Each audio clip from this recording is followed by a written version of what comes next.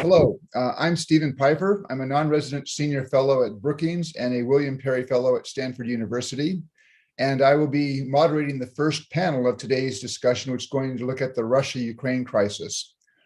This discussion is on the record, it's streaming live, and if you have questions, you can send them to events@brookings.edu or using Twitter with the hashtag RussiaCrisis.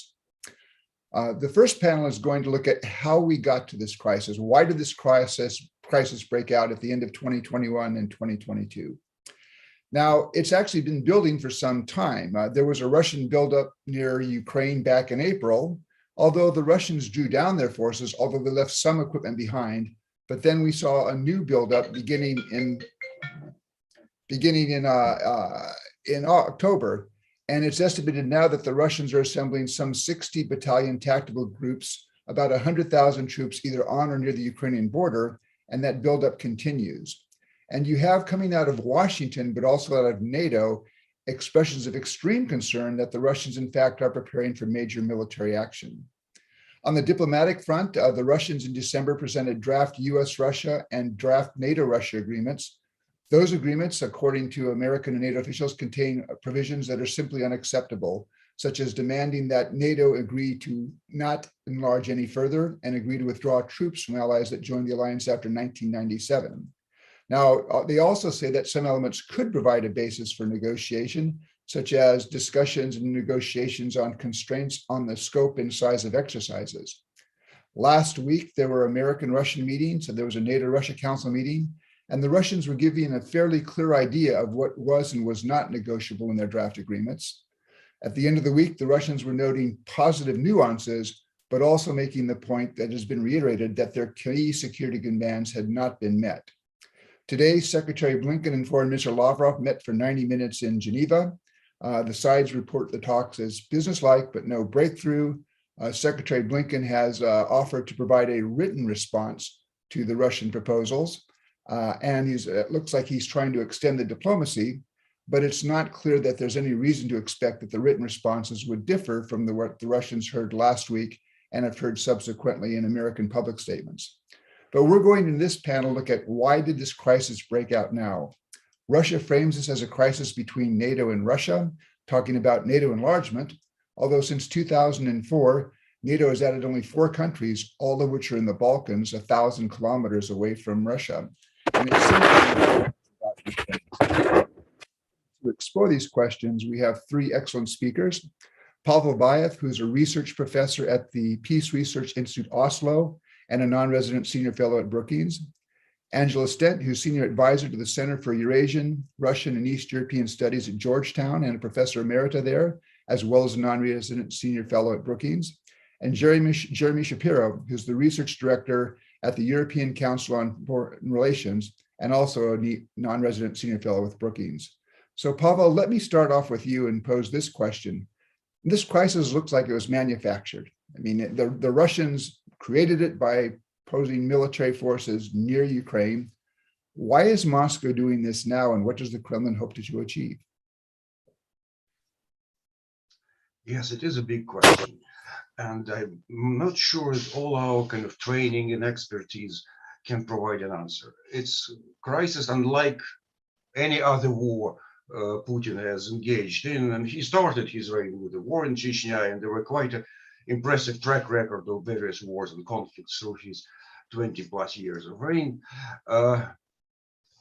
There was no particular reason for him to escalate this one.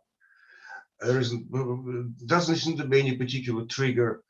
And half a year ago, in June, in Geneva, he appeared to be quite satisfied with the meeting with President Biden, meeting sort of enforced by concentration of Russian troops on the border with Ukraine. And the impression was that, at least for looking from Moscow, that he outsmarted President Biden, and achieved what he wanted. I think gradually dawned on Putin that if he stays on the track of stable and predictable, as Biden indicated, he is a designated loser. On this track, there is no possibility to score anything something needed to be done, he went for this escalation quite sharply. And I think that what is happening on the Russian side in the last couple of weeks is not diplomacy at all. We're saying about giving diplomacy a chance. It's not really diplomacy. It's a combination of bluff, blackmail, and war-mongering. Diplomats are doing it, nearly exclusively diplomats. You don't see Russian top brass making big statements. You don't see the usual hawks in Moscow, very active. It's the diplomats, and I'm not sure they understand why and why now. Putin arrived to the collegium of the foreign ministry in early autumn and gave them the marching order. And he demanded that these guarantees, he demanded that to set this course. And as loyal troopers, they charge on. Theirs is not the reason why, but ours is. If they don't know why now, and they have probably no clue what's next, it is up to kind of security experts in many ways to figure out what is the real driver behind that. Is it really Ukraine? And my gut feeling, again, that's probably more gut feelings than the depth of expertise we have to rely on here. My gut feeling is it's not really Ukraine. Putin has prepared something else. There is a surprise somewhere in his suitcase of a military technical character, as they say, and diplomats, Russian diplomats, probably have no clue what it is. And my suspicion is that it's something of a continuation of his surprise speech in 2018, when he presented the whole set of new wonder weapons. And since then, not much has happened with these weapons, particularly with the new intercontinental ballistic missile Sarmat, for that matter. Not a single successful test. Not a great achievement, certainly. But I think something nuclear is what Putin is thinking about. That would be really a trump card. That would make a strong impression, and that could be a combination of several things, including, for that matter, the withdrawal from the unilateral initiative on non-strategic nuclear weapons, the last achievement of Gorbachev in 91, reciprocal with United States. And that would make it possible for Russia to move nuclear weapons to Kaliningrad and to Crimea. There could be a withdrawal from the Comprehensive Test Ban Treaty, which Russia has signed and ratified, unlike United States and unlike China, both signed but didn't ratify. And that would make it possible to conduct a series of nuclear tests. Novaya Zemlya. And in Putin's mind, the impact of that on European allies would be so great that they will plead to him, don't do it again after the first test. The same Annalena Baerbock would run to Moscow and say, oh, we will certify your Nord Stream immediately, but please don't stage another nuclear test. So I think Ukrainian concentration of forces might be a diversion, because generally Putin is much more fond of special operations of various kinds than of wars of invasion with their high risks and low predictability. And I'll stop here. I think that's probably the extent of my speculations. Thank you, Pavel. Let me turn to Angela. Angela, can you talk about how the crisis is understood in Washington and what the US government sees at stake? Thank you, Steve. Yes, I will. I have to say, listening to Pavel, that was quite an explanation, I think a little beyond what most of us in the US have been thinking. So it injects something new in the debate.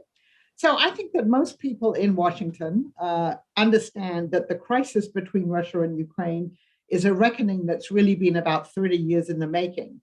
It's about much more than Ukraine. I agree with Pavel there, and Ukraine's possible NATO membership. That I really think isn't the issue.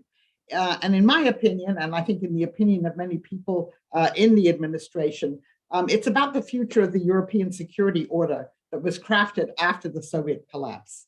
So during the 1990s, the US and its allies designed a Euro-Atlantic security architecture in which Russia really never developed, or to which it never developed a clear commitment or a stake, despite numerous Western efforts to include Russia in the G8, in the NATO-Russia Council, in the Council of Europe, and other multilateral organizations.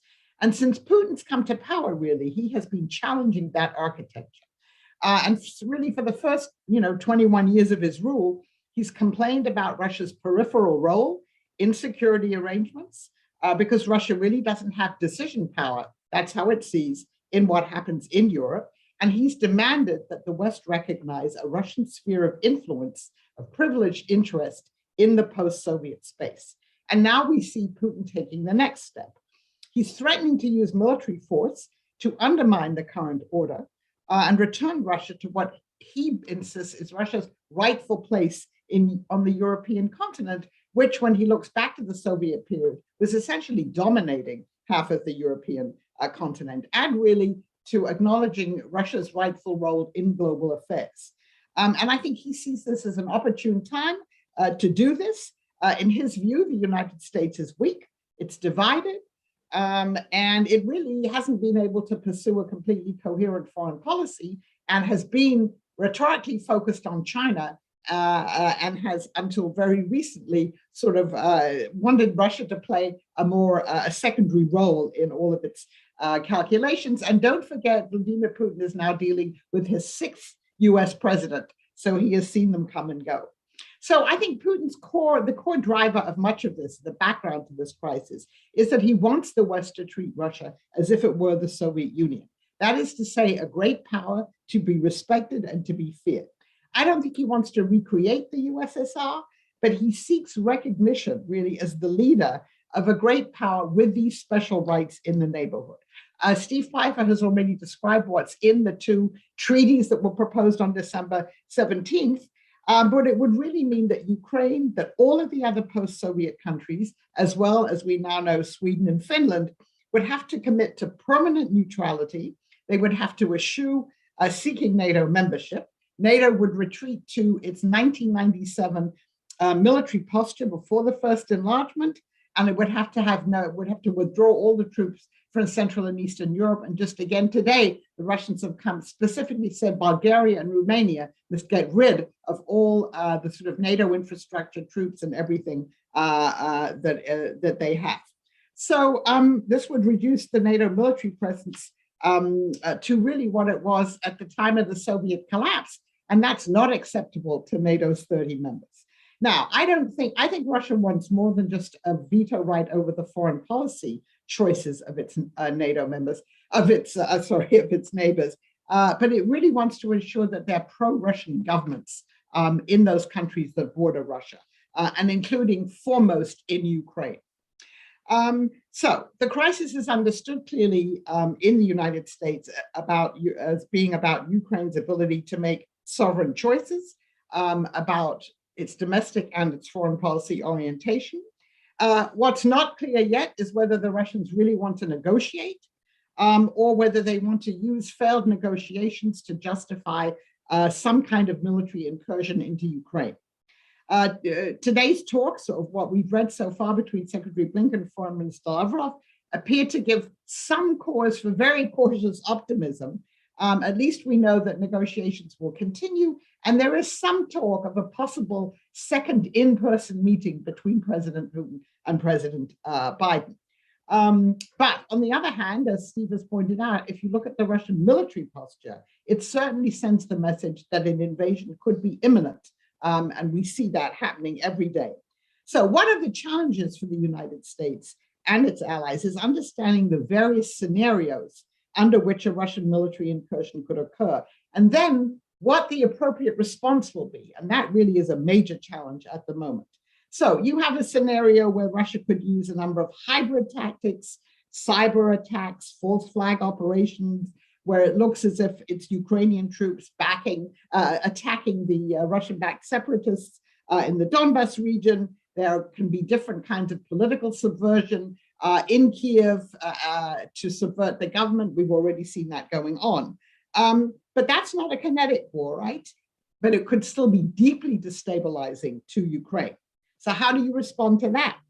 Or you could have a limited military incursion into the Donbas region, with Russia, say, taking the city of Mariupol, building a land bridge to Crimea.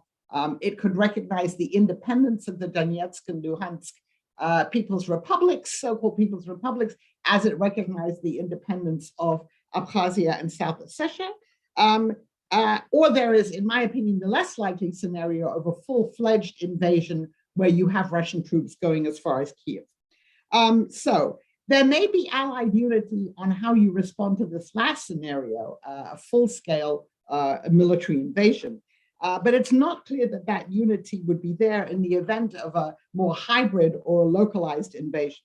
So what's at stake for the United States is the future of the European order.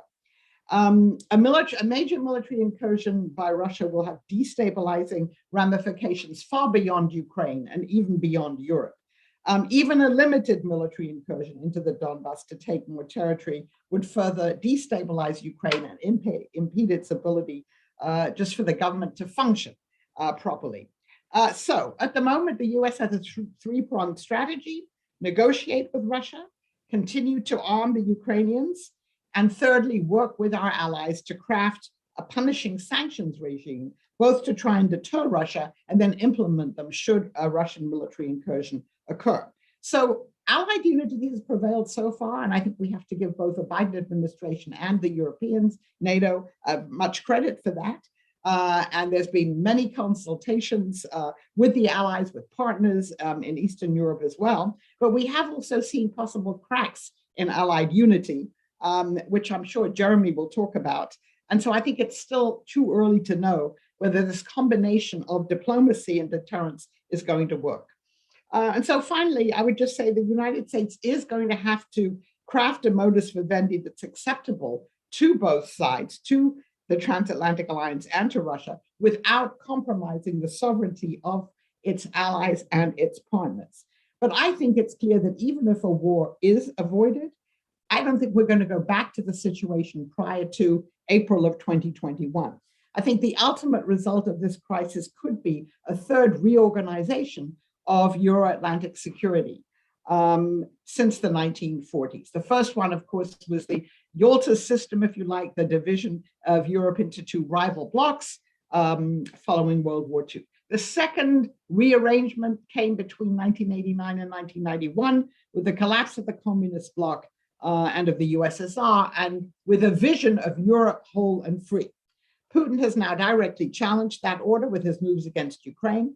I think it's going to be a major challenge for the US and its allies to negotiate this reorganization, but I believe ultimately they will have no choice. Thanks very much, Angela. Jeremy, you've spent a lot of time in Europe in the last several years. Angela's talked about division in America as being perhaps one factor that motivates Putin to move now. If you look at Europe now, you have Boris Johnson, fairly battered politically in London. French President Macron is facing his own re-election campaign. And you have a German government that has been in office now for, I think, all of 6 weeks. So how does this impact Europe's ability to respond? And how do you see Europe responding to this crisis? Well, those things don't help, and I think they definitely matter for the specific response. But I would say that there's something more fundamental going on here in the European response, or even the lack of European response to this crisis, than just an awkward moment for key European governments. It's important, I think, to sort of, let's say, contextualize this. It's something that hasn't gotten a lot of attention, really, is that within the transatlantic alliance, there's been a really big power shift toward the US since about 2008. From 2008 through 2020, the US has outgrown the EU by more than 2 times the size of the British economy. And then after 2020, the EU lost another British economy in Brexit. So that's 3. Dollarization has gotten stronger since 2008. The US tech dominance and followed up by China has gotten greater relative to Europe. There's been a really continued relative military decline of Europe since then. There was an uptick in European military spending after 2014, but still much less than the US, Russia, or China. So they're losing ground relatively. And of course, there's been just what you were sort of referring to, chronic division. The biggest example of that is Brexit, which took the second largest or arguably the largest military power in the EU out of the EU. The European sovereignty movement in the last couple of years has been a response to this, but to this awareness of this, but really actually very little progress has been made, and particularly not a lot relative to the problem.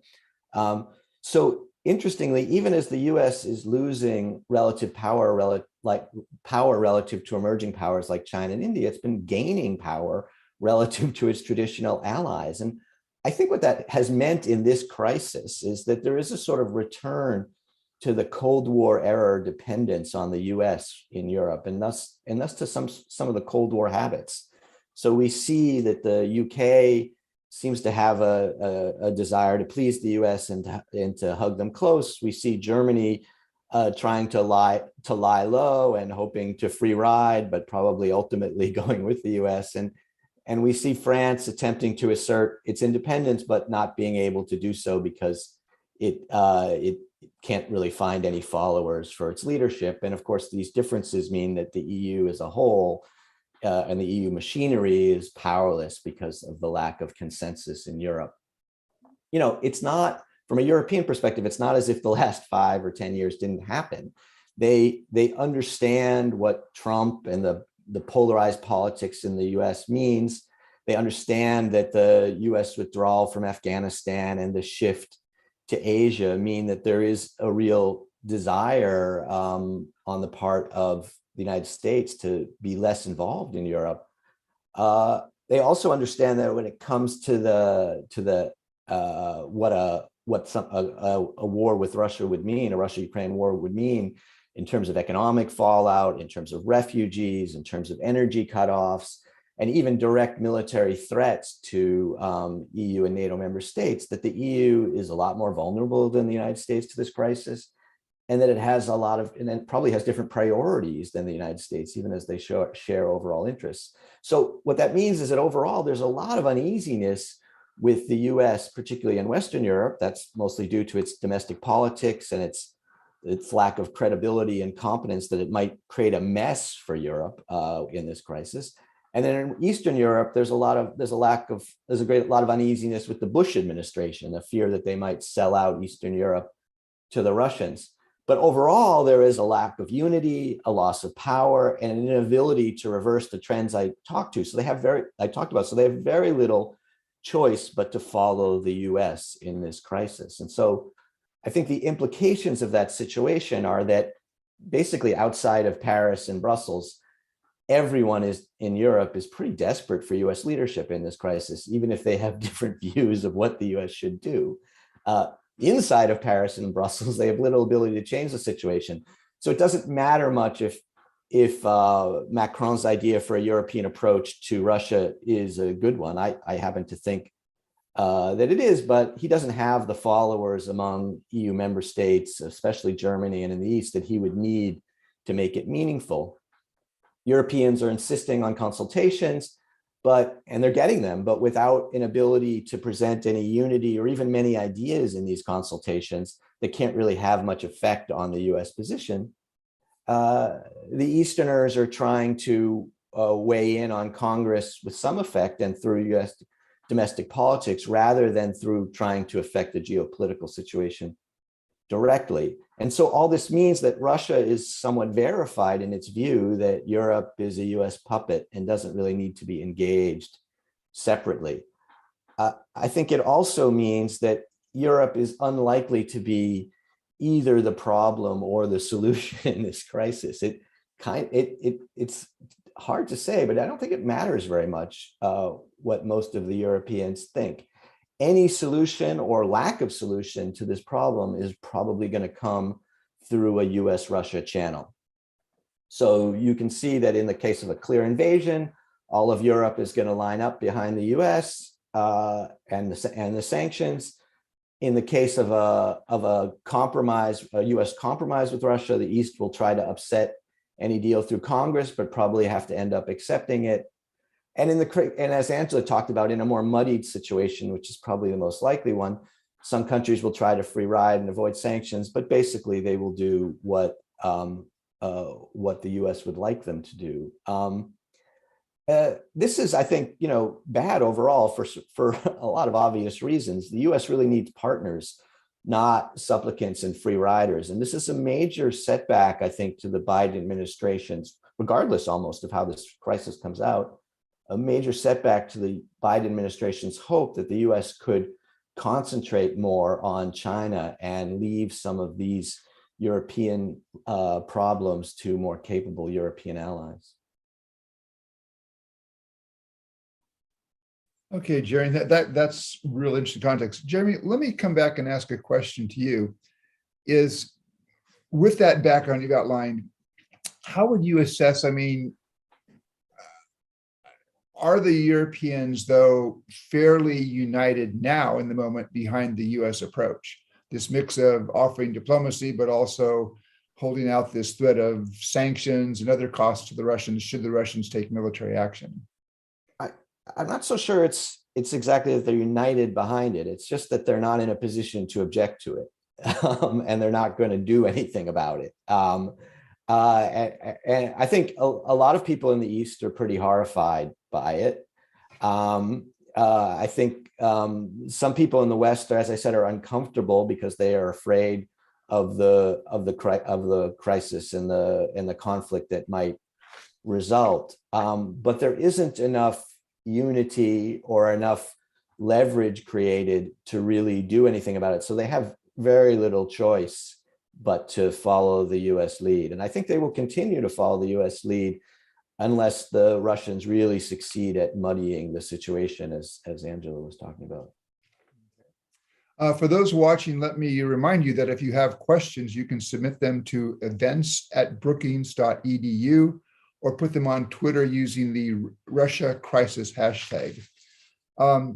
Angela and Jeremy, let me come back to you with a question, which is, the Russians, as Angela, you outlined, the Russians seem to want a fairly major alteration to the European security architecture that emerged in the post-Cold War period. And I can understand Russian unhappiness that NATO and EU enlargement have played such a big role in that.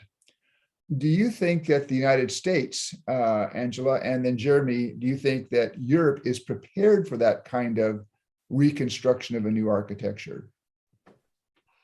I think the United States would prefer not to have to engage in this, but I think there's also a realization that we've come 30 years now, and the vision we had after the Soviet collapse for this Europe whole and free, where everyone would recognize the borders, particularly the post-Soviet states, that vision is gone because we've seen Russia, slowly and piecemeal, whether it's taking over those and recognizing the independence of those two enclaves within Georgia, Abkhazia, and South Ossetia, whether it's what's happened in Transnistria, and now obviously with the annexation of Crimea and this war going on in the Donbass in these two self-declared republics, that's really not working anymore. No one wants to really have to sit down and have a wholly new conference. I mean, Medvedev, when he was president, proposed that in 2008, and it didn't go anywhere. We do have the OSCE, which would theoretically be a forum where one could discuss these things.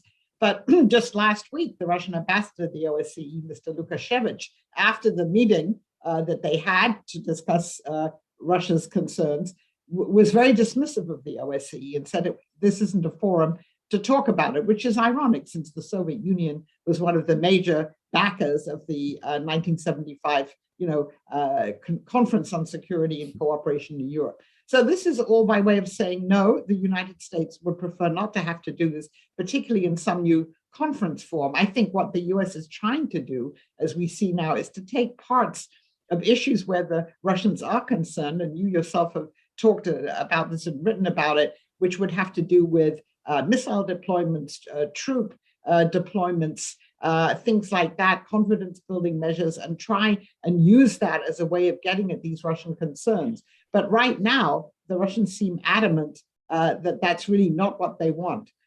So I think if these talks do have to happen, they will be with some US reluctance, but there probably will have to be some forum found where they can take place. Okay. Jeremy, how do you see it from the European side? Yeah, the Europeans are even less ready, I think, in large part because they're so divided on what the alterations to the order would be, that it would just create a massive fight within the EU and within Europe that they'd really rather not have. Specific countries are ready. Obviously, the French are more than ready, but they are not creating much leadership within the EU. I guess I would maybe take a slightly more nuanced view of the US situation than Angela did, though. I guess I feel as if the Biden administration, at least, is ready for some reevaluation of the European security order, even if I agree that they would prefer not to have any sort of talks. Their fundamental problem is not revising the European security order exactly, because if you think about it, sort of putting Russia back into this stable box that the Biden administration has been talking about would obviously require such a thing, and would be worth it if they were allowed to concentrate on China and their other priorities. I think that the problem that they have, and so this isn't really that different than what Angela was saying, is that that's incredibly difficult in both U.S. domestic politics and alliance politics.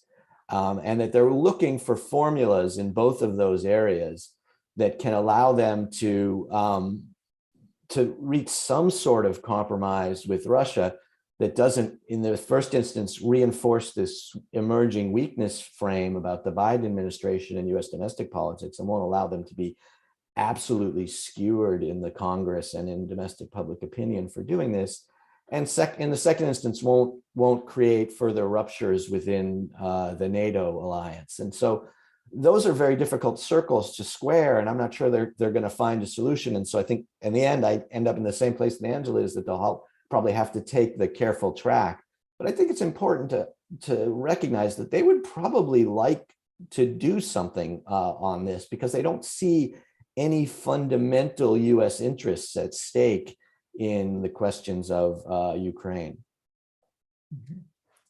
Well, let me come back to you and ask, if there was a readiness in the part of the West to look at a reorganization, a redo of the European security architecture, what do you think the Russians are looking for? Well, I mean, they've outlined. I was going to at Pavel. Oh, okay. Sorry, go ahead. Sorry, I misunderstood. Yes, it is. From what Russians are demanding, it's really hard to figure out what they really want to, because the demands are going so high and deep that it's really beyond possible. And it's clear that as far as all European architecture is concerned, which is formally present in Russian demands, for them, the OSCE is something of no interest whatsoever, not least because one of the baskets of the original Helsinki Accord was an agreement on human rights and respect of freedoms and liberties, which for the present day Russia is a no-go, is matters which are not up to discussion at all. It's internal affairs, and any criticism is brushed off as interference in the internal affairs. So what is the end goal for the whole Russian offensive, for Putin's new war, which to all intents and purposes is already ongoing in various forms, going probably beyond hybrid, which we have seen before, is much more assertion of Russia's kind of great power status, its ability to dominate its neighborhood, which it has proven in Kazakhstan. And so that's probably something which inspires, which gives new impetus to thinking in Moscow, that we can be a producer of stability, we can guarantee the autocratic, authoritarian, despotic order in this space. But it, it really is an illusion, because when they try to describe the challenges to this order as coming from outside, and that's the mainstream thinking, it generally goes against the very basic tenets of kind of Marxism, which also always tells you that the revolutions are driven from inside. And that's what happened in Kazakhstan, and that's what happened in Armenia, and that's essentially what is happening in Ukraine. Countering that with your ideas about projecting military power isn't really a way forward. So I think it's much more the confusion, for the fundamental confusion in the in Putin's mind, which is which explains why this crisis is so personalized, so to say, why it is so very clearly driven by his fears and emotions, or by his ambitions and idiosyncrasies. Okay. Let me pose this question, which has come in. Successful diplomacy usually, and I'll pose this to all three of you, successful diplomacy usually means crafting and selling compromises that in the end, nobody really likes, but they can grudgingly accept. Do you see that kind of space for compromise between the Western position, the Russian position, and let's not leave Ukraine out here, that there might be some kind of acceptable compromise that would allow the sides a way out of the crisis? And I throw that out to all three of you. I can start if you'd like. Sure. I think that there is room for, as I was implying, I think there's room for compromise between the U.S. and Russia. I think if it's a question of bringing on board all of the OSCE members for that compromise, then there is no such room.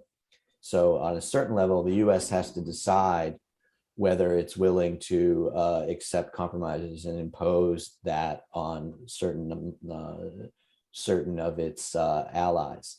I always sort of use this joke about these people, a couple searching for a house, and first the wife's the first house they see, the husband hates it and the wife loves it. The second house they see, the wife loves it and the husband hates it, and so finally they compromise and they agree to buy a house that they both hate. And I think if for the U.S. and Russia to get out of this crisis, they're going to definitely have to buy a house that they both hate. But I think they can.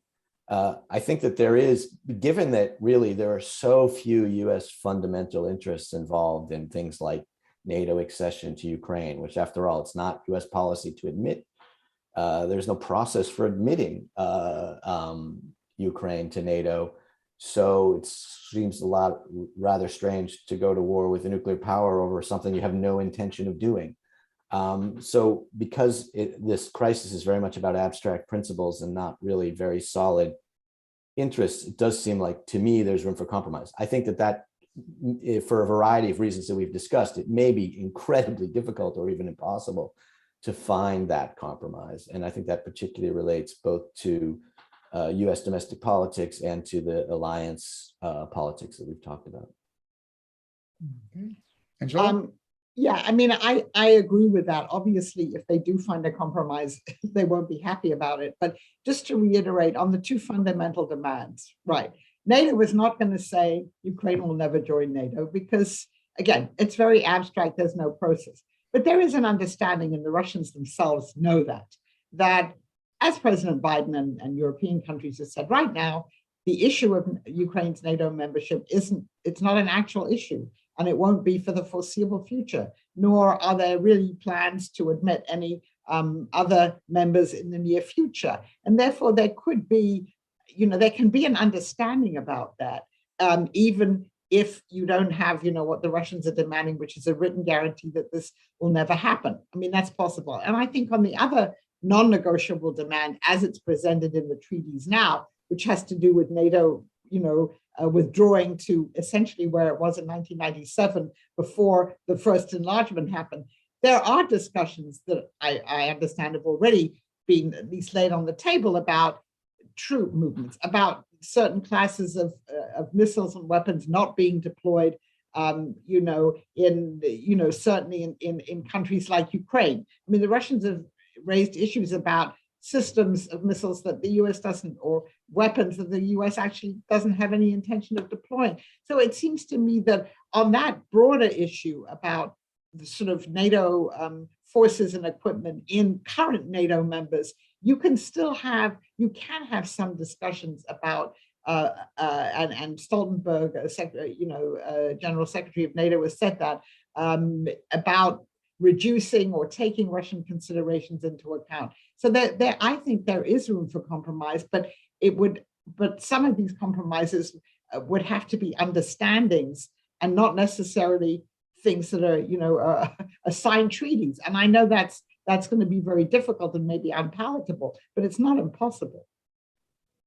Pavel, let me come back to you and ask, would, from the Russian point of view, concrete negotiations on things like limiting the size and scope of military activities and exercises near the NATO-Russia air border regions, things like a negotiation on missiles, I have to agree with Angela. I mean, the only person I've heard talking about American strike missiles in Ukraine is Vladimir Putin, and I don't think these missiles have even been built yet. So, it may be easy to talk about agreeing not to put missiles that haven't been built in a place that you did not plan to put them, if there's some reciprocal movement on the Russian side.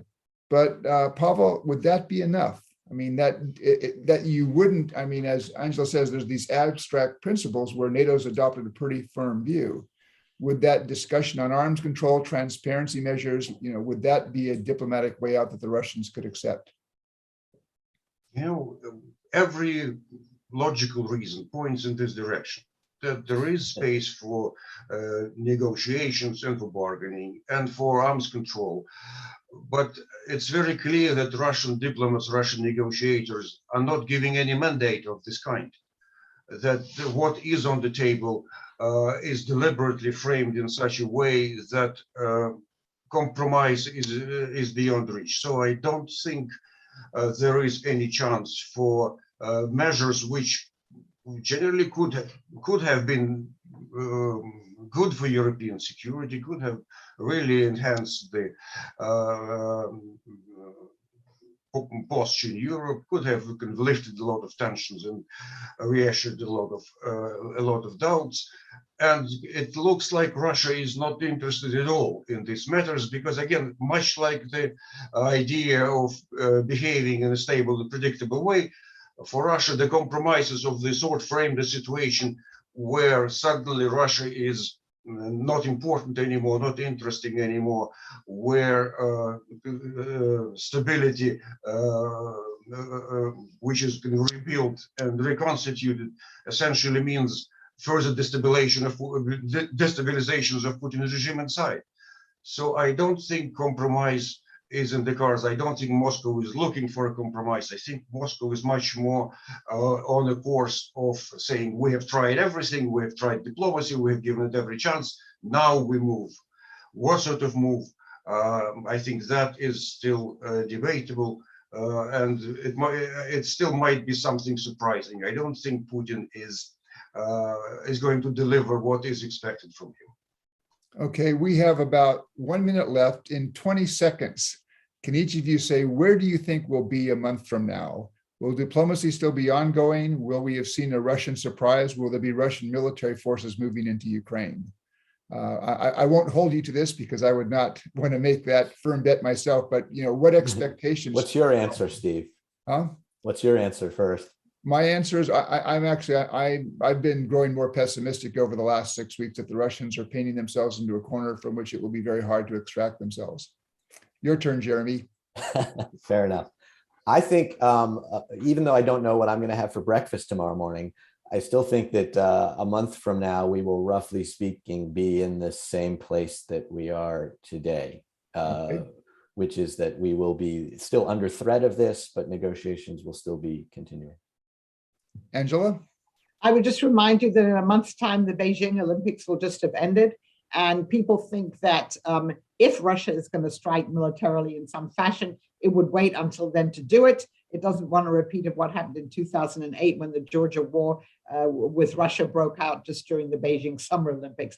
But I agree. I think we probably will still be trying to negotiate with the Russians. I don't think there will have been de-escalation. So I'm not really sure we'll be any clearer in 1 month than we are now. Okay. And Pavel? Yes, I think the difference probably is in Putin's visit to Beijing for the opening ceremony. I think if one person can talk reason to him, it's Xi Jinping. It is really a leader who Putin is listening to. And I think Xi Jinping is not interested in the war, not in next month, not in the course of Olympic Games, not in the near future. So I hope that's our chance of being in a better place a month from now. Thank you very much. Let me say, I hope that the three of you are right and that I am wrong. That brings this panel to an end, and I'll now look forward to turning this over to my colleague Constanze Stelzenmüller for a discussion of the policy options. Where does the United States and West go from here? Constanze, over to you.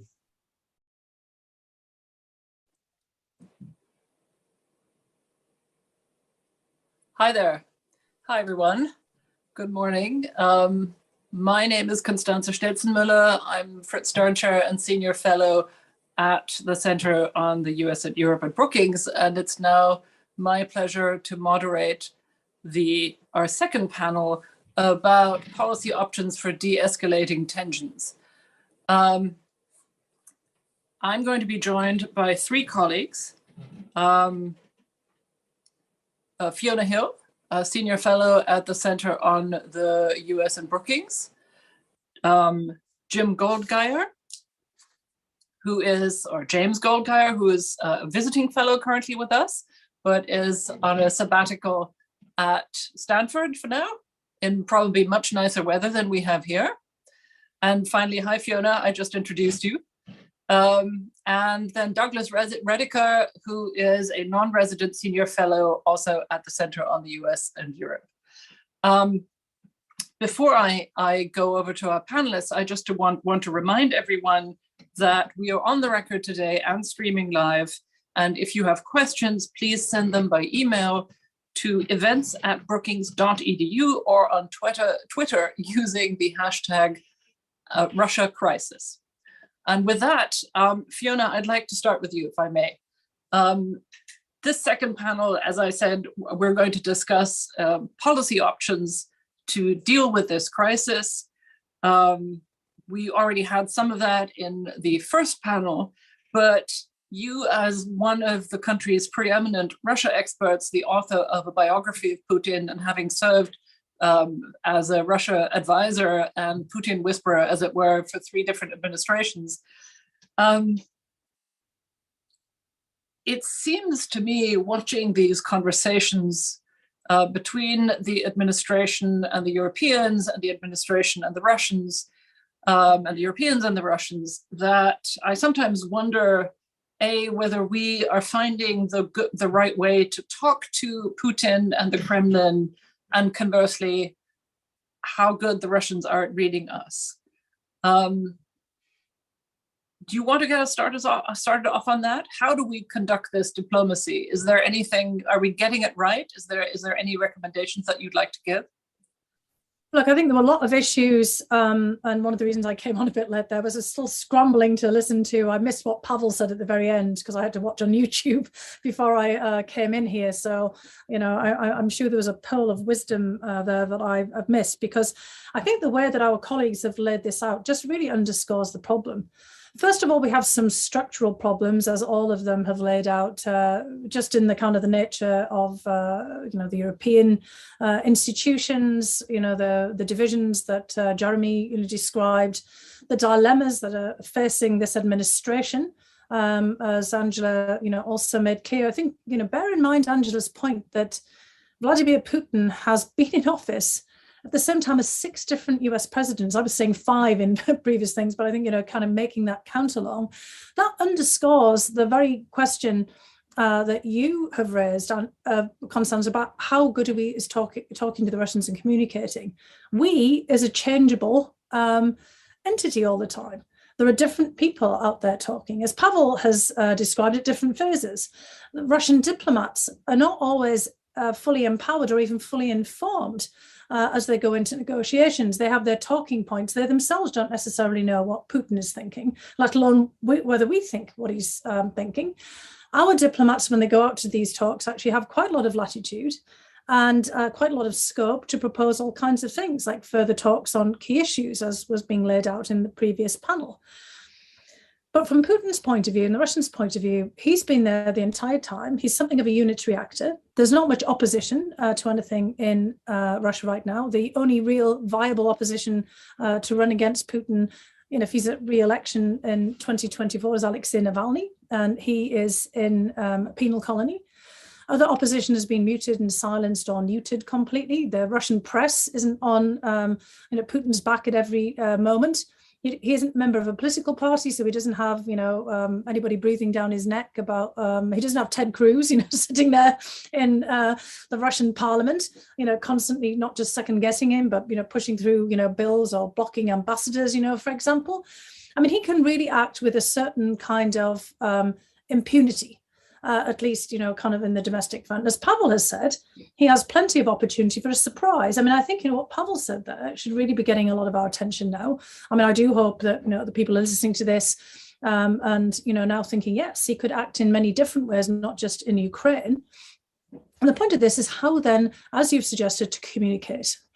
I think, given the limitations that we have ourselves in terms of creating common talking points, just even in the US government, common talking points with all of our allies, we do have to take this to a larger stage. Now, look, if Putin actually does do something in pulling out of the test ban treaty, Pavel also pointed out that other countries signed this, including China.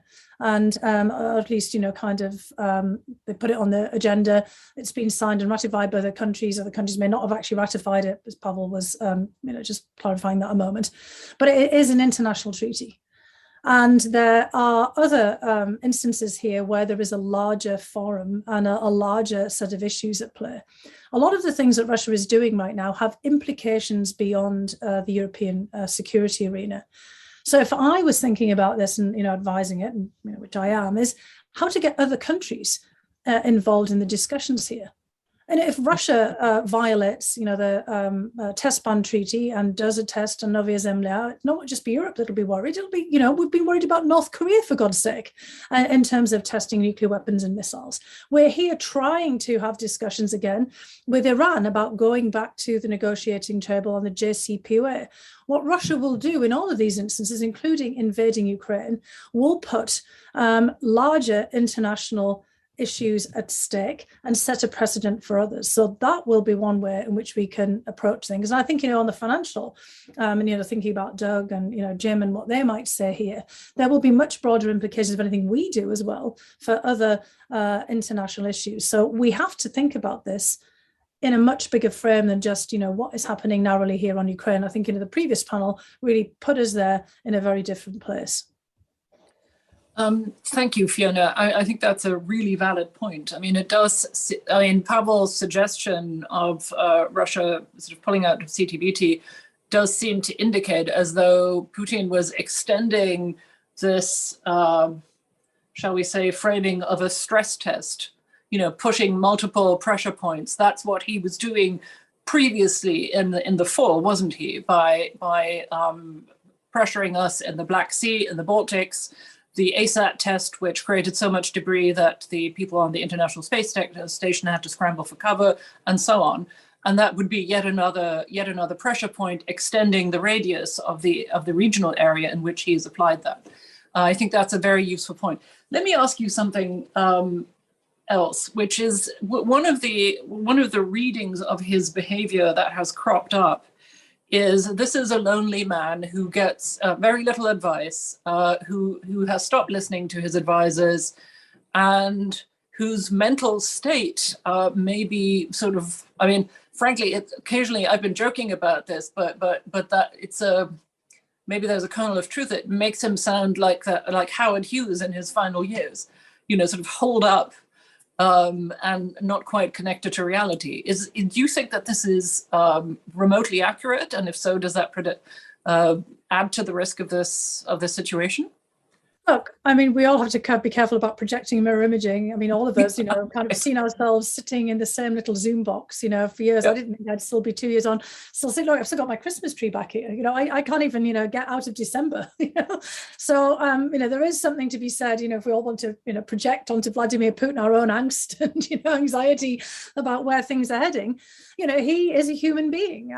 He is admittedly in a very splendid isolation, a very different kind of isolation from the rest of us. He doesn't have to run down the 7-Eleven to get milk because, it's kind of missing in the local supermarket. He's got all kinds of, advantages that we ordinary mortals do not have. But at the same time, he is existing in a very constrained environment like everyone else. I mean, there's something to be said here about, diversion away from things happening at home, extraordinarily high infectivity rate in Russia, like everywhere. Real problems of the blowback, the boomerang effect of Russia's anti-vax campaigns coming right back to haunt them and Eastern European countries with very low vaccination and certainly very low booster rates. So, Omicron running amok there. Worries about the future stability, as Pavel, has already said, of his regime, as, they hit the 2024 mark when he has to do something about, either passing the baton or staying, on in power. Windows that may or may not be closing in terms of his thinking about his legacy. Certainly a major opportunity right now here, as he sees it, in Europe and elsewhere to take action because he smells and sees weakness. But absolutely right. What kind of information is he getting? And if I think back to all of the years of watching, Vladimir Putin from time on, he, kind of is obviously still the master of his game. You watch him on, the town halls that he has, the call-in shows. He's still got a lot of details, but he also sounds a little bit, stale and hackneyed, because, kind of he's been there a very long time. He's not getting out in the way that he used to, for sure. And you do, start to wonder about what information he's getting, not just about what's happening in Russia itself and globally, but what information does he have about the facts on the ground in Ukraine? There's been a rupture in Ukrainian, Russian relationships, apart from, perhaps at the very top, with a few oligarchs and others going backwards and forwards since 2014. Does he really know the dynamic there? What about the dynamic in Europe? Putin knows oligarchs. He knows the energy sector. He knows business people that, kind of interact with him. He reads polls, like we do, polling that, Europeans don't want to be in the middle of a fight, just like they didn't in the Cold War between, Russia and the United States. Polling, Levada and other pollings show that everyone's blaming the United States for this. It looks like it's going in his direction. But does he really understand other dynamics? Does he see a risk of miscalculation? We all project him to him all the time. It'd be insane for them to go into Ukraine. But the worry is it might not be from his perspective because he's looking at different information and his mindset is very different. So I do think that there is something there we have to be very mindful that we really don't know what the dynamic is. And there is a real risk that he is getting some pretty poor quality information on all of the issues that he has to factor in when he's making a calculation of his next move.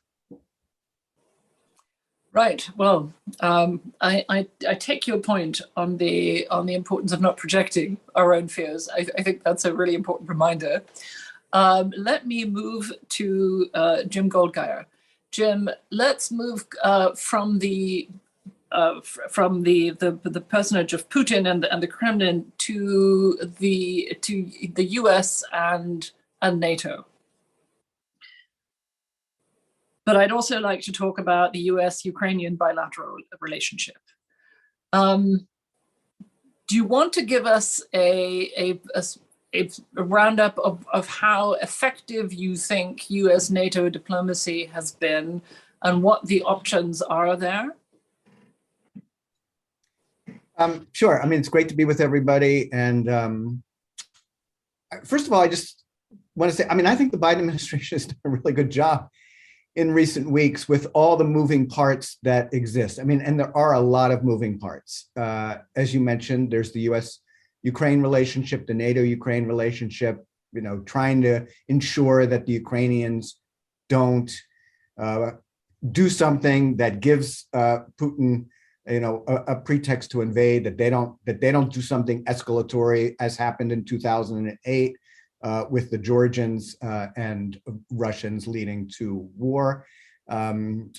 Also, we're seeing, you know, efforts to provide more assistance to Ukraine, though, in the event that it has to defend itself. And then you've got the issues with respect to the NATO allies. The Russians want to keep as much as they can in a US-Russia context. They would love nothing more than to be able to say, we're deciding these issues for Europe, you know, bilaterally. It's the two big countries, US and Russia. And so the US is having conversations with the Russians, but very mindful of not trying to lead anyone to think that the US is going to be making decisions on behalf of Europeans, on behalf of the Ukrainians, keeping the NATO allies unified in trying to come up with a response and trying to keep the focus on concrete agreements on things that would reduce tensions in Europe.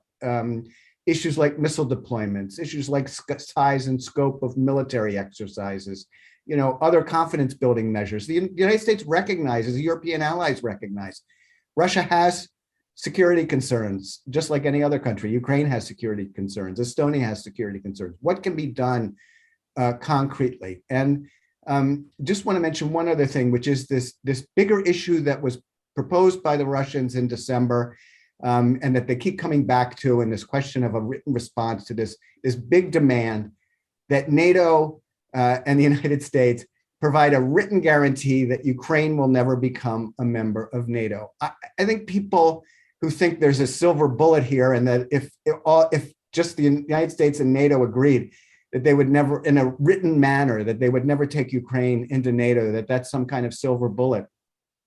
I mean, Putin has shown his own views on how important or not written agreements signed by predecessors are. Mikhail Gorbachev signed the INF Treaty in 1987. Putin violated it. Boris Yeltsin signed the Budapest Memorandum in 1994, respecting Ukraine's territorial integrity and sovereignty. Putin violated it. He's watched American presidents walk away from agreements previously signed. George W. Bush walking away from the ABM Treaty. Donald Trump walking away from the JCPOA with Iran. So then the question is, why did he put it out there? I think he put it out there for it could be a number of reasons. If it's rejected, it gives him a pretext. It can sow division within the alliance to have this conversation. It can lower morale in Ukraine to have this conversation. I think he put it out there. He knows it's not going to be accepted. And so I think we need to ask why it was put out there and how to deal with that issue while focusing on specific, real, concrete objectives. Let me ask you something though, Jim. Would it make sense in your view to have the alliance respond with something like a declaration of first principles, things that are not negotiable and that we will not do? What do you have in mind? The right of allies to choose, the right of countries in Europe to choose with what organizations to ally themselves is not up for disposition. Well, I think sovereignty is not up for disposition. Yeah, I think this gets back to the fundamental issue, I think, in Europe, which is the 1975 Helsinki Final Act, which sought to provide these kinds of principles that you would not. You wouldn't invade other countries. You wouldn't change borders by force. The countries did have the right to choose their own futures, and I think that those principles remain important. They were committed to by Putin's predecessors, Mikhail Gorbachev and Boris Yeltsin, and I think it is important for the United States and its partners in Europe to make clear that it still believes in the importance of these principles and that countries should abide by them and put the burden back on Putin. Putin has through this crisis, has put it on the West, and this whole issue, he's gotten everybody talking about NATO enlargement instead of talking about what he's done to violate the European order that countries have. Absolutely. So in other words, a written response to those two sort of outrageous pieces of paper put out by the Kremlin could be a very calm reminder of the principles that we have all signed up to, including Russia. And that's it, and that we're willing to talk about confidence building measures and about missile defense. Would you agree with that? Yes, and I think getting the negotiations on these concrete things to try to reduce tensions, like exercises, disposition of military forces, agreements on missiles, I think that's the way to go, and I think the administration's trying to do that. Right. Then let me ask you one last thing. And I also want to say to our other two panelists, Fiona and Doug, that if you want to come in on this with a two finger at any point, just, raise your hands. This isn't supposed to be a two-way. And I do have questions also coming up from the audience that I want to inject. But let me perhaps raise two current points. This morning, Blinken and Lavrov had a conversation in Geneva, and I thought the remarks from that coming out of that were notably less confrontational and frosty, and indicated a willingness to continue talks. Is that your sense as well, or is this just more stalling and working for time? Well, I think stalling and working for time is great. I think saying Secretary Blinken said that the United States is preparing a response, as the Russians have asked for, demanded really, to their proposals from that they put out publicly in December, and then there would be a follow-on meeting between Secretary Blinken and Foreign Minister Lavrov. I think we could also expect another conversation in some form between President Biden and President Putin, and I think that would be all to the good. I mean, as long as they are continuing to set up the next round of talks, then that is only to the good. Right. Thank you very much. Fiona, do you want to come in on this at all? Otherwise, I'll move to Doug. You're on mute. Yeah, sorry. I was just going to say yes to move to Doug, because I do think a lot of the financial issues here, which exactly. Of course Doug's bailiwick, are very important because, President Biden has been promising some kind of punishing response, to an invasion in the form of sanctions. Yeah. I think, the biggest concern we all have is well, that might not be as meaningful as, we think. Exactly. Well, and thank you very much. That indeed brings me to our third panelist, Doug Rediker, who is our economics and sanctions expert. Doug, I want to talk about two things with you. One is Russian coercion through energy policies. This is also a question raised by one of our listeners, John Bergman, but also about sanctions. Maybe let's start with the energy question briefly. How real is the power of Russia to coerce with energy supplies in Europe? And what can the US do to mitigate that in the short term, and perhaps in the longer term? I think we can all think of things, change your energy, diversify your energy supply, build more LNG terminals, yada, yada. But that kind of thing takes a lot of time. It takes years. What can we do in the short term? Yeah, well, you hit the nail on the head. Those sort of things take time.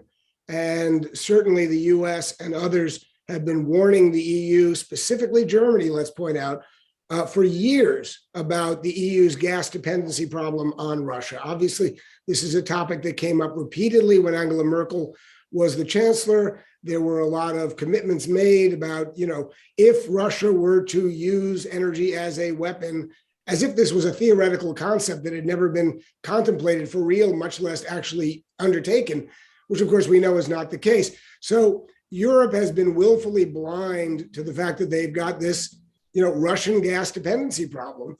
And it is creating an economic divide between EU members, between the EU and the US. And that's something that clearly, Vladimir Putin is well aware of and seeking to exploit. In the short term, this is winter, obviously. EU gas shortage is already well below 50% capacity. Europe dropped the ball on energy security. Energy prices are sky high. Russia accounts for about 40% of Europe's gas imports. So, that's just the framing of where we are. It is very, very hard. And I'm not a technical energy guy, so I can't tell you how many, cubic meters of liquid natural gas needs to be replenished by what means. But we know right now, existing sources, if you take Russian sources off the table, that Europe cannot use its existing energy supplies and maintain both heating in homes and manufacturing and other industrial capacity as it is right now. So Putin knows this. Of course, there's a perverse element to this, which is as the crisis accelerates, gas and oil prices go up. And of course, Putin benefits from higher gas and oil prices. There is a point at which if you're not exporting, the price increase doesn't matter if you're not exporting. But what Putin has done extremely successfully is create new channels, not just for energy, but for other aspects of trade and financial exposure to the East. So, do not dismiss the fact that Russia has tried to sanctions proof its economy. And in many ways, sanctions proofing is hard. So it's not as if it's a 100% successful effort. But clearly on the energy side, Putin is engaging in more and more energy diplomacy with China and is allowing himself to potentially benefit from dollar-denominated imports. Remember, they get energy import dollars. Their budget is denominated in rubles. So there's a great irony here. The weakening ruble, the rising cost of energy, the fact that those energy costs are denominated in dollars, and the fact that Putin has created alternative sources by which to export some of his gas and oil, but primarily gas, does mean that Europe could end up being on the short end of the stick on this, and Russia ends up, sure, he gets hurt. We'll get to sanctions in a moment, but he gets hurt by this general dynamic of the energy export shift, but maybe not as much as the Europeans get hurt by lacking the alternative sources of energy that Russia provides. And again, this comes in the context of energy transformation, a green transformation, a shift away from nuclear in Germany, a shift away from coal everywhere. This is not a great dynamic in terms of leverage for Europe to be saying, well, we're going to puff out our chest and support the US in a very tough line against Russia. Russia has a very, very dominant card here, and that's the energy card. Right. Let me perhaps add, as the lone German at this event, that Germany has the largest energy gas storage facilities in all of Europe, and that a number of those are owned by Gazprom, which isn't helping things. And although there is a federal network agency emergency plan against cold winters, or supply shortages, nonetheless, those storage facilities were near to empty at the beginning of the winter because of a harsh previous winter. I have to say that I still haven't bent my mind around the fact that there isn't a German national or a Europe-wide resilience plan that monitors the state of these storage facilities, and then asks the question, are we as Germany capable of organizing, not just supplying ourselves, but organizing reverse flow to our neighbors from these storage facilities in the case of either a harsh winter or a politically induced, Russian-induced supply crisis? I think that's definitely a policy prescription for the future for both the Germans nationally and the Europeans. But let's move to weigh in on that, and then we'll get to the next. But the fact is, you've got that enormous dichotomy of views between the Germans and the French, but that's really reflective of Europe more broadly, which is to say the French have said for years, nuclear, nuclear, nuclear. The Germans have said no nuclear. And you've got other countries that have said, we will provide transit of natural gas or other non-nuclear supplies to other countries, including Germany. And you've had the French say no, because we want to export our energy to Germany. We don't want to be a transit hub for you, country X, to transport through France to get to Germany. So the fact is, Europe doesn't only not have a resiliency plan, they just don't have a comprehensive energy plan whatsoever. Yeah, can I add something on that? Yeah, Konstantin, just very quickly, because this is exactly, one of the reasons why, Putin sees an opportunity to act now. Because there is of course a risk, how much small it might be, of the Europeans unifying on this issue and trying to get their act together. They also know that coming out of the Glasgow climate conference in the summer, that eventually there is going to be some serious effort to diversify away from hydrocarbons. It's going to take a long time, and I think we're all unrealistic about how difficult that's going to be.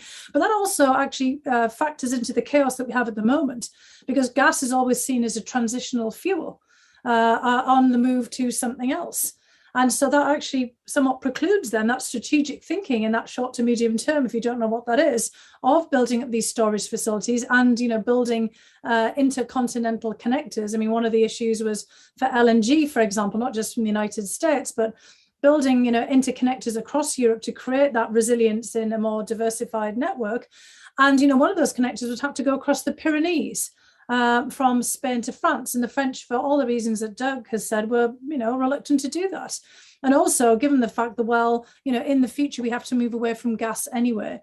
So I think our problem is that we haven't got our head around at all the implications of the transition that we're trying to make from the hydrocarbon economy to something else. Some of our ideas of renewables have brought us back to Russia again, with that long grain timber and pulp and paper and, other, kind of fuels, Russia's generation of electricity, for example, for export.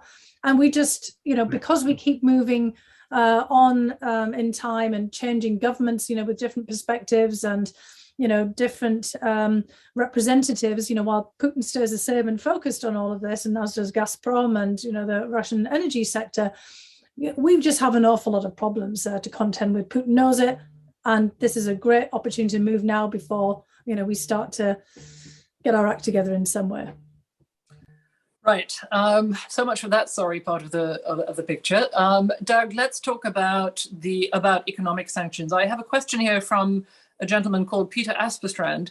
What is the efficacy of the Western deterrent strategy, mainly sanctions, considering the siege economy that Russia has been building over the years with very high reserves, low debt, and minimizing dollar trade? And let me add to that, if I may, a follow-on of my own, which is we all know that economic sanctions are the preferred path for the alliance, because nobody really wants to contemplate Western boots on the ground in Ukraine in response to a Russian attack.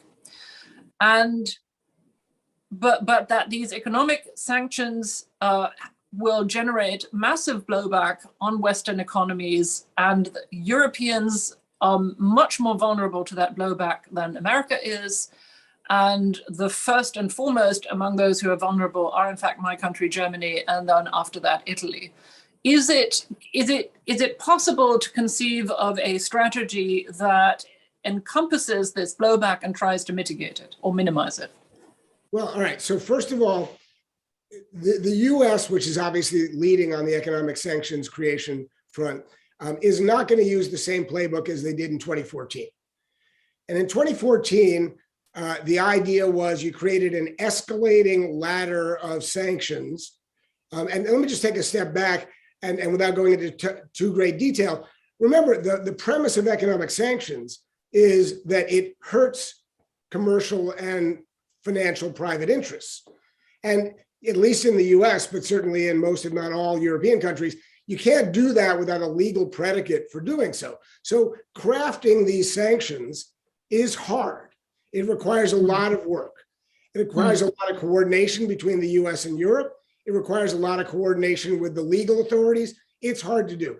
In 2014, the Obama administration spent a lot of work doing that, along with its European counterparts. So there is effectively a roadmap that you can pull off of the shelf and use now. And the idea of this escalating sanctions, let's say they got up on a scale of 1 to 10 to level 3 or 4 before. Well, I think that the Biden administration's approach now is not to go to 5 or 6, but to start at 9 or 10. So I think it is to go up in a big way. But the problem is, I don't want to say the problem, the issue is that when you're down at the 3 or 4 level, the premise is that you're going to be scalpel-like, you're going to be targeted, and you're going to be asymmetric.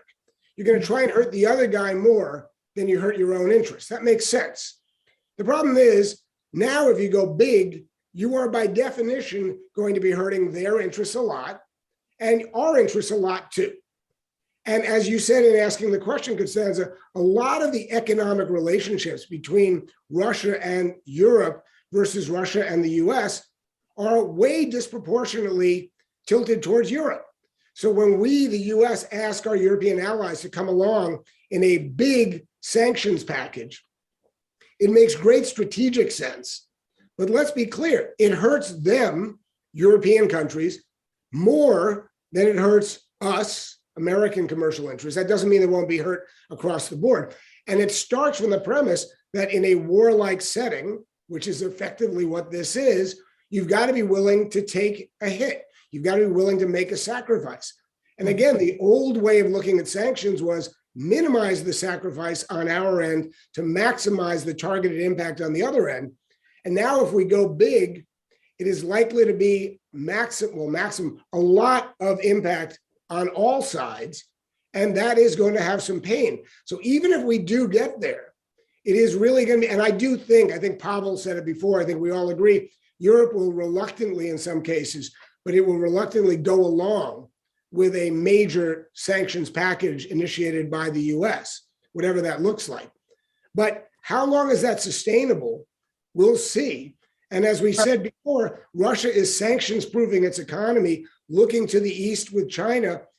Let's see how long this actually plays out in an effective way. One of the things about sanctions, especially when you're threatening to go big, is the threat of going big is more of a deterrent sometimes than the actual impact of once you pull the trigger and see where it settles out. Because the disruption is so symmetric that you might lose public support for continuing to do so anyway. So actually it's that threat that is a big deal more than pulling the trigger, which again is why President Biden's misstatement the other night was so potentially damaging, because if it undermined the credibility of that coherent US-EU threat on going big, then it had the risk of undermining the threat aspect of this, which really is the deterrent aspect. Doug, this is fascinating. Thank you very much. I think that was a very helpful exposition. Let me ask you something that I occasionally hear in Berlin. I'm not sure it's a critique that I share, but I'll just put it out there, which is I hear people who think of themselves as transatlanticists, but on the sort of center-left side of the political spectrum, saying, well, if the Americans really sort of want to prove, want us to incur this kind of damage to our economy, why don't they themselves stop importing oil from Russia? That would be the right signal to make us move. Do you find that persuasive? Is that a reasonable request?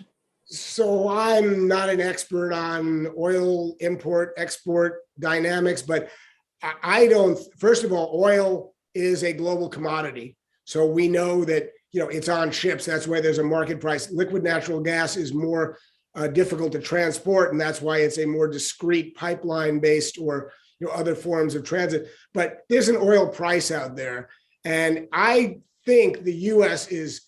I don't know this is a fact, but I don't think we have a huge dependency on importing Russian oil. And even if we wanted to say we're not going to do it anymore, importing oil from the global market as and when we need to do so means, you're replacing a fungible good on a global market that is interchangeable. So I don't buy that argument as a very credible one. Right. Okay. I was just relaying it. It's something that I hear. Let me ask you another question that's popping up in the chat from Brian D. Taylor. And again, if you, Jim and Fiona, want to jump in on this one, please feel free. Alexei Navalny recently told Simon Schuster of Time that what the West should do in terms of sanctions is to go after Putin's own fortune and the bagmen who keep it for him in Western banks. How feasible is that, either in technical or political terms? That strikes me as a really good point. We keep talking about financial sanctions, export controls, and SWIFT. but there has been very little conversation about publicizing and cutting off the financial relationships that the Siloviki around Putin and Putin himself have with Western financial institutions. And let me maybe just make this a little even more pointed. Is this because those institutions are not just in Europe and in Germany, although they certainly are there, but they also have relations with American institutions? Can I just jump in here and push Doug in a different way on this as well, and Jim, because there's a personal element to this that I don't want to get kind of lost in the mix for people here, because you said in the question, Brian says, Putin's personal fortune and the bagmen. A lot of Putin's personal fortune, as we know from Panama Papers and Pandora Papers, is held kind of in escrow for him. So there's a lot of bagmen out there, including close friends, family, and relatives. Things pop up in the press at all times in different settings. We know from all kinds of exposés by investigative journalists that all kinds of relatives and friends of all of kind of the Russian principals have property and holdings outside of Russia. And this is actually, something where there is a real asymmetry. I don't think that any of us here on this Zoom have any property or holdings in Russia. And an awful lot of, kind of US and European and other business people don't have too. We don't have dachas on the Black Sea. We don't have private companies. We don't have I don't have one, of course, girlfriends and mistresses and, extra children studying in elite institutions in Moscow, but they certainly do. Yeah. And this is part of our dilemma here, that we have made it very possible for the bad actors in the Russian system who are turning aggression onto us to just basically take advantages of all the kind of wherewithals, the freedoms, the investments of the West writ large. Miami, Delaware, New York, just as bad. Actually, South Dakota appears to be too, with shell holding companies. And this is where, I would like Doug and Jim to come in on this. That was my point. People studying, with Jim, perhaps, these old things in American university. I'm not saying that we should, punish, the kids for the sins of the fathers and etc. Collective punishment, isn't really, what I'm aiming for here. But I mean, how about all of this, right? Sanctioning ourselves, cleaning up our own act. We had a lot of this in the NDAA. We've announced, sanctions against, various oligarchs or, ways of reining them in. But there is a real asymmetry here that ought to be called out too. I mean, I would love to go and visit Moscow and not end up in a penal colony like some of our American citizens have. People went out there for the soccer games, but Russia is Fortress Russia, keeping everyone else out, while these guys, run about all over the place. And, we have plenty of exposés, not just what Navalny is saying about Black Sea dachas, but, property all over Europe and the United States and elsewhere that belongs. So what can we do about this? I hate to cut you off, but I've got 3 more minutes and I have to sort of corral you all into final statements. Forgive me. And I'm going to go back to Jim because I think I've given him the least airtime. Jim, on a final thought, what are your thoughts about the US-Ukrainian relationship? Is there anything that could be done to improve it? And do you think that, how do you feel about US weapons deliveries to Ukraine? Well, I think, the United States has made very clear that US troops are not going to be in Ukraine fighting the Russians. What the United States is trying to do, and other European countries as well. We've been seeing the UK ferry equipment in recent days to Ukraine. The hope is to provide Ukraine with enough assistance that it will help them defend itself. Now, there are those who've been making arguments in the last couple of days that it doesn't really matter what we're providing. The Russians can still overwhelm the Ukrainian military. The goal, it's the same with talking about the sanctions. The goal is just to find a number of ways to increase the costs on the Russians as Putin deliberates what to do, because doing something militarily and having a number of dead Russians is not going to be good for Putin back home. And the last point I just want to make for the prior conversation, this administration has talked a lot since, even before it came in, the leaders, officials, before they came in, about these issues of anti-corruption and greater transparency, and trying to do something globally to try to deal with these flows of